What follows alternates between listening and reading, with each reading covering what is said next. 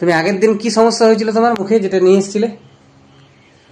হ্যাঁ হ্যাঁ, বাস পুরো একদম মুখের ভিতরটা লাল হয়ে গেছিল। লাল হয়ে গেছিল, কিছু খেতে মেতে কিছু পাচ্ছিলাম না। ঠিক আছে, মুখটা দেখি একবার। যে হার্ড প্যালাটে আলসার হয়েছিল, সাংঘাতিক লেভেলের আলসার হয়েছিল, সাংঘাতিক লেভেলের।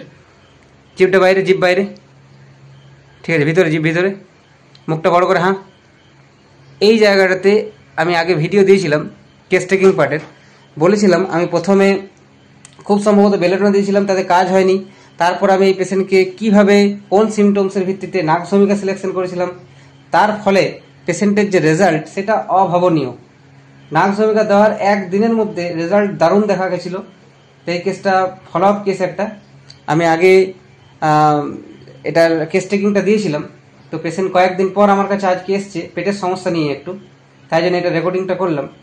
আগের ভিডিওটা প্রায় 1.5K প্লাস ভিউ হয়ে গেছে ভিডিওটাতে, ওই জন্য এই কেস টেকিংটা অবশ্যই দেওয়ার কথা আমি চিন্তা করলাম, যাতে করে সবাই বুঝতে পারে যে নাগভূমিকা দিয়ে কত রেজাল্ট পাওয়া গেছে। তো এই ক্ষেত্রে আমি পেশেন্টের কথা শুনে নেব। সেদিনে যে এসেছিল সেদিনে তো অবস্থা একদম খারাপ ছিল। প্রথম দিনে ওষুধ দিয়েছিলাম, খুব একটা কাজ হয়নি, অল্প স্বল্প হয়েছিল। সেকেন্ড দিন যে ওষুধটা দিলাম শেষে একদম কোনো অসুবিধা নেই, গায়েব হয়ে গেল। এখন মুখে কিছু অসুবিধা নেই, তো এখন কি অসুবিধা নিয়ে এসছো? একটু গ্যাসের সমস্যা, পেটের সমস্যা হচ্ছে। তো again it is a case of watery diarrhoea, loose stool. তো এই লুজ স্টুলে অ্যাগেন পয়জন নাট আসছে। এই পেশেন্টকে আগের দিন পয়জন নাট কেন দিয়েছিলাম সেগুলো বলেছিলাম, সেই সিমটমগুলো আছে। তার সাথে সেই সিমটমগুলো আছে ইন দ্য সেন্স ওই হিস্ট্রিটা আছে taking off alcohol for prolong time. তার সাথে পেশেন্টের এই যে ডায়রিয়ার বেগ, বারবার করে পেশেন্ট যাচ্ছে কিন্তু খুব একটা পায়খানা হচ্ছে না, পেটে ব্যথা থাকছে, তার সঙ্গে পায়খানা হয়ে গেলে কিছুটা রিলিফ হচ্ছে, এই হচ্ছে গল্প, তাই তো? পায়খানাতে খুব দুর্গন্ধ আর কিছু আছে? খুব একটা কিছু ব্যাপার নেই, বারবার যেতে ইচ্ছা করছে, যাচ্ছ কিন্তু এতটাও হচ্ছে না। পেটে ব্যথা থাকছে, পায়খানা হয়ে গেলে পেটে ব্যথা কিছু কম হচ্ছে।